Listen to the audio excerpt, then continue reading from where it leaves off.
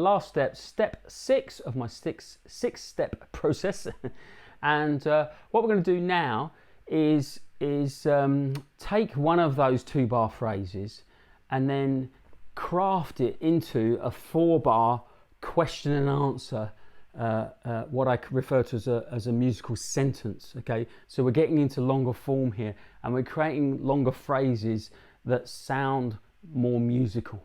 Okay, so by this point, the students should be quite comfortable improvising 2-bar phrases. We've done a lot of work on that. We've worked with rhythmic phrasing using minor pentatonic scale patterns. Okay, and at this point we don't have to stick too strictly to the sequence of the minor pentatonic scale. That's the other thing as well. As they do more of that, it just becomes more broken up, and you can get a little looser with that. So, you know, what you want to be doing is really just being comfortable starting on any note of the scale and improvising a 2-bar phrase. Okay, so we should feel like we're kind of at that point now. And what we're going to do is we're just going to sculpt these things a little bit, so it gets a little more compositional here. And we're going to take one of those phrases and apply this question and answer phrasing. Now, the analogy I like to use for this is essentially what we're dealing with is resolution. So whether the phrase is resolved or unresolved. And I like to tell the students it's like when you ask a question and your voice goes up at the end and it sounds like you haven't finished what you're saying yet. And what that does is it makes the listener keep listening to you. Yeah, so I ham it up a bit. And whereas when you finish what you're saying and get to the end of your point, you tend to lower your voice. Yeah, so and they kind of pick up on that. They can get that. So this idea of a question and answer. Now, how do we apply that musically? Well, it's very simple.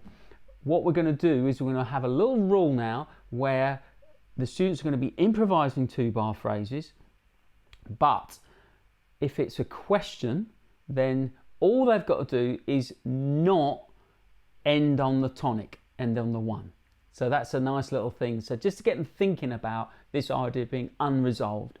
And then they're going to do an answer, so which means they're going to resolve. They're going to land on the 1. So the very last note of the phrase now is the one that we're really thinking about. Yeah, it's any note but not the 1 for a question, or it has to be the 1 for an answer. Okay.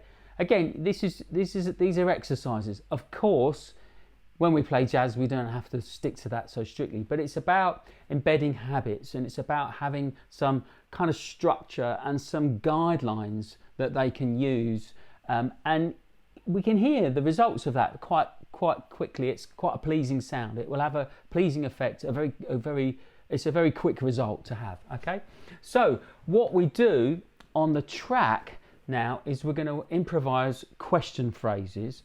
And so the idea is you've got a 4-bar loop on the track, and what we want to do is we're going to play in the first 2 bars and not play in bars 3 and 4. So we're leaving that space for where the answer will come. Okay, so again, whilst we're thinking about question and answer and 2-bar phrases, we're kind of establishing subconsciously in our ear the length of 4 bars, because really, again, that's part of the challenge of improvising, not getting lost. This is what this is really all about. If we can feel 4-bar phrases in the music, then that's a massive help for improvising, you know, longer forms, whole choruses, and helping the students to not get lost in the form. Right? So here we go. So this is our first track, 6B. So we're going to improvise a question. We're going to play. We're going to do exactly what we were doing before, but the one rule now is whatever you do, don't land on the 1. Okay? Play 2 bars and wait 2 bars. Here we go.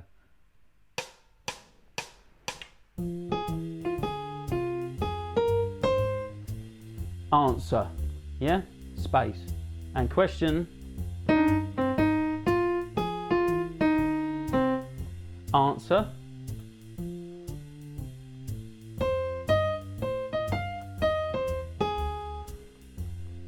No, it's simple little phrases.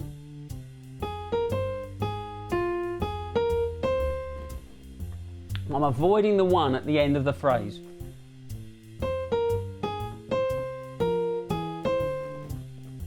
Yeah? You get the idea. Right, okay. And that goes on. And again, lots of these, each step, I've whizzed through this for the videos, obviously, but I would spend much longer on each step. I would play the tracks several times, yeah? Not just one go. They need time. They need time to experiment and feel comfortable, and it takes the students a while. Well, it's natural, of course, for anyone. It takes a while to feel comfortable with it. And that's what we're trying to do. Each step we take should be a small step. Each time we do something new, the students should only have one thing they have to deal with. Yeah. So what we're doing here is based on what we've already done before, things by now that should be automated, and we've only added one element to what we've already been doing, and that is thinking about the last note. The students must only have one thing to think about when they're playing, which is why we have to do all that practice so the other stuff becomes automated, right? So, and again, you know, I've learned over lots of doing this, you can't rush this.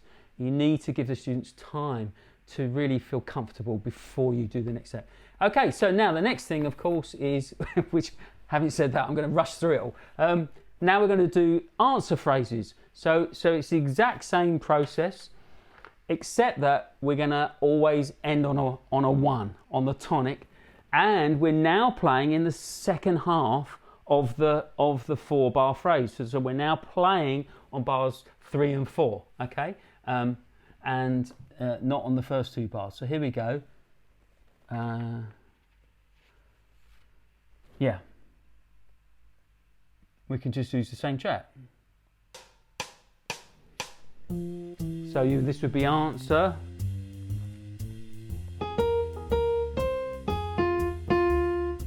Yeah. So I'm just imagining a question. Question. Answer. I'm really just like targeting the root.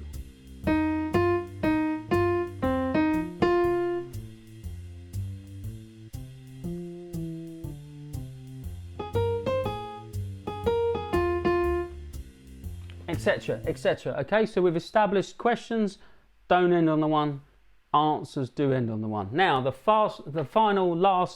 last piece of the puzzle, the musical sentence.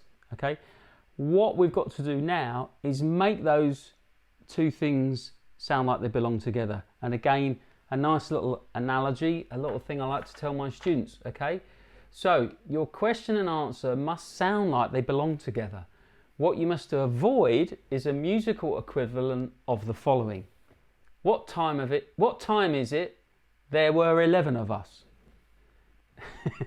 This sentence includes a question and an answer, but they clearly do not belong together. It's complete nonsense, right? So the question and the answer need to belong together for the musical sentence to make sense, okay? So how do we do that? How do we make that work musically? Well, it's very simple actually. All you've got to do is basically use the same idea twice, okay?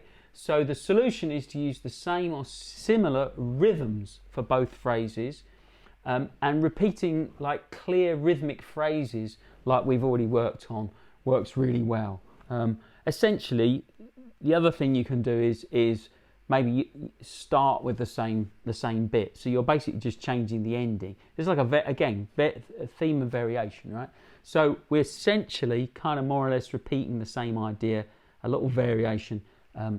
Don't end on the one, do end on the one. And what we've now got is, so a little example here of a phrase, okay? So let's just hear that.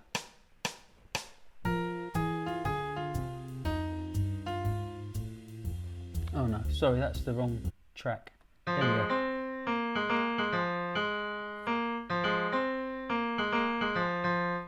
Okay, all right, so that's basically it. Now, what you've got then is some tracks to work on.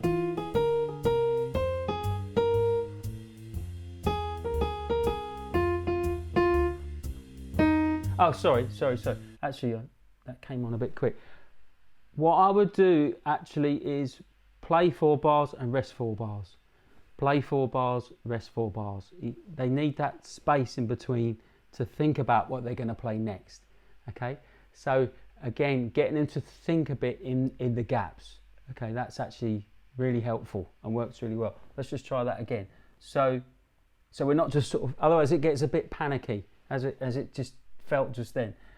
Here we go.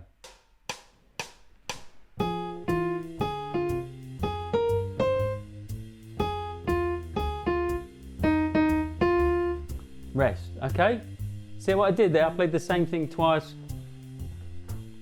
Okay, that's now a new idea.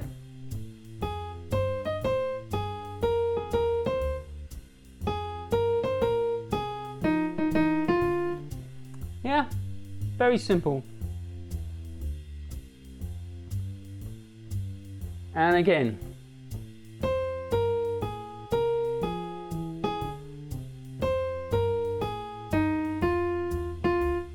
Yeah, it can be just a few notes. You don't have to use the whole scale. Let's just use 3 notes now that we started with.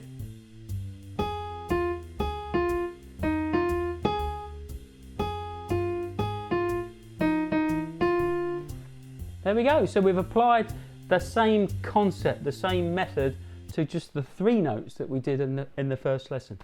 And that's basically it. Okay, that's my 6 steps. Now in the book, I show you how to apply that to different harmonic situations. Okay, so the first thing that's going to work great on is a blues.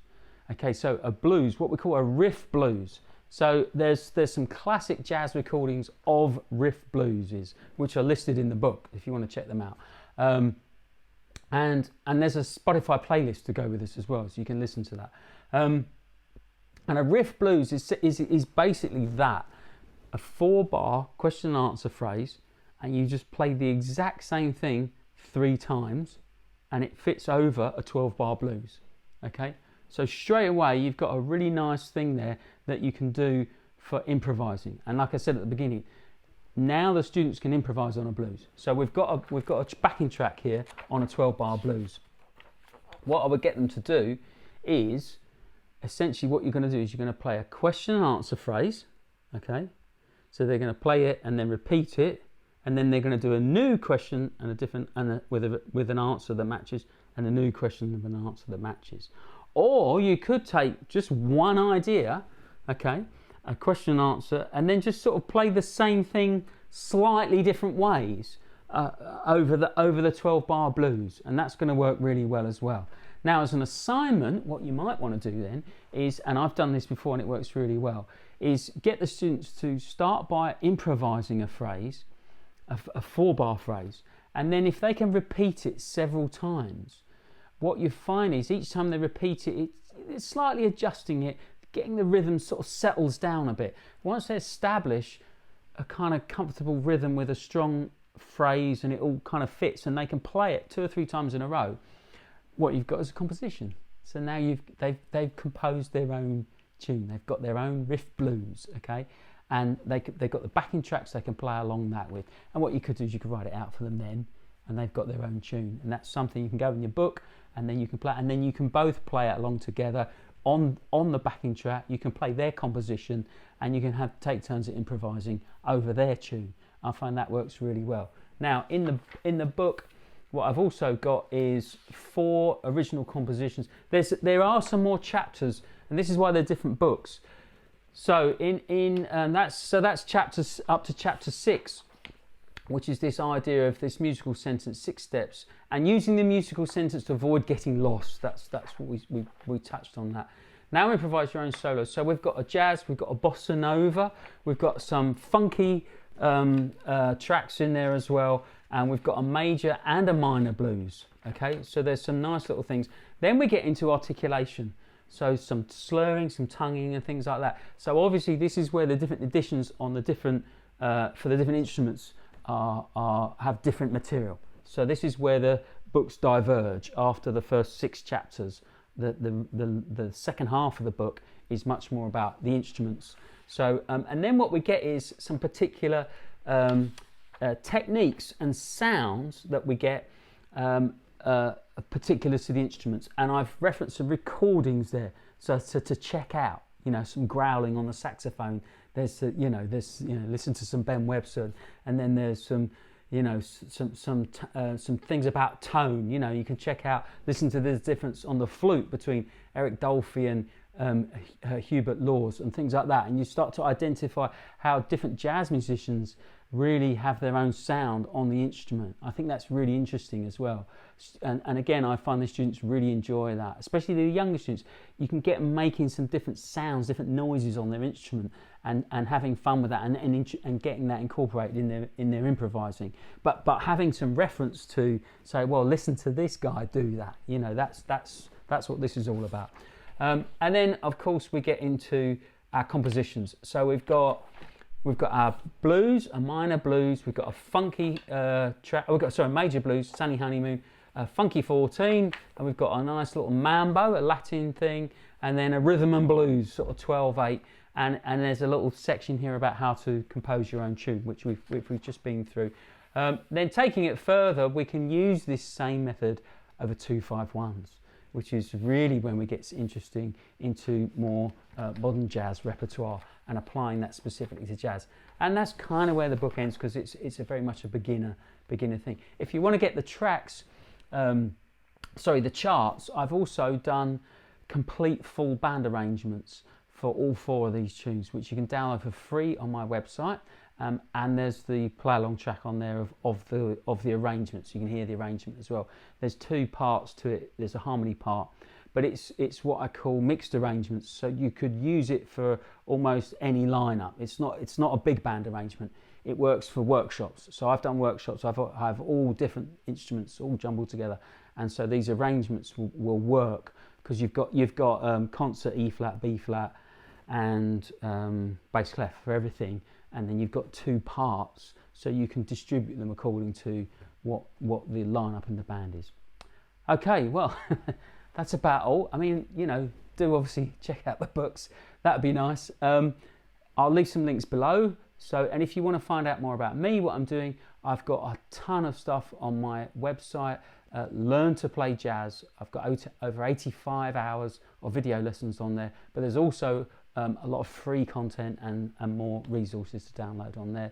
Check out the books at fundamentalchanges.com. These are my publishers, and they're available worldwide in print, or for download. You can download them as PDFs or on Kindle.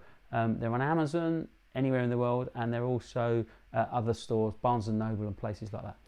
Thanks for checking this out. Thanks for showing an interest, and I hope that you found some of this useful, and I hope that some of these techniques help your students and help you to introduce improvising in your lessons. It's not something to be scared of, and if it's something that you're not familiar with, it can be taught.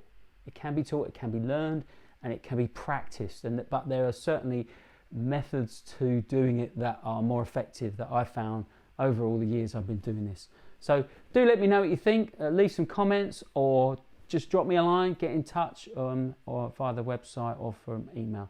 Thanks very much. I'll see you next time. Cheerio. Bye-bye.